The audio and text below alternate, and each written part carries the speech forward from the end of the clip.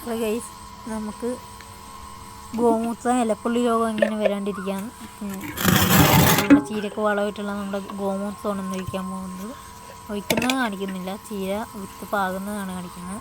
പിന്നെ ഇത് ഇങ്ങനെ ഈ മിശ്രിതം ഇങ്ങനെ മിക്സ് ചെയ്യാമെന്നുള്ളതാണ് കാണിക്കുന്നത്. ഇത് 1 കപ്പ് ഗോമൂത്രത്തിന് 1 ചരുവം വെള്ളമാണ്. 1 കപ്പല്ല, 2 കപ്പ് എടുക്കുന്നുണ്ട്.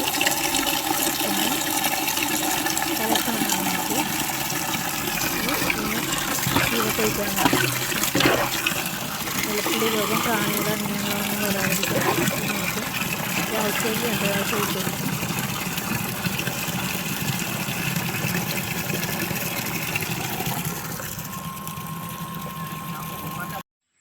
ഹലോ കൂട്ടുകാരെ, ഇത് നമ്മളിന്ന് ചീര പാകാൻ പോവുകയാണ്. അപ്പോൾ ചീര തൈ കിട്ടാനില്ല, അത് കാരണം നമ്മൾ ഇപ്പോഴേ ചീര തൈ പാകാൻ പോകുന്നതാണ്. അപ്പോൾ നേരം സന്ധ്യയായി, അപ്പോൾ നമുക്ക് പാകാം. എങ്ങനെ പാകണമെന്ന് കാണിച്ചു തരാം. അപ്പം മഞ്ഞപ്പൊടി, ചീര വിത്ത്, ഇനി ഇത് മാത്രമല്ല കുറച്ച് സാധനം കൂടി ഉണ്ട്.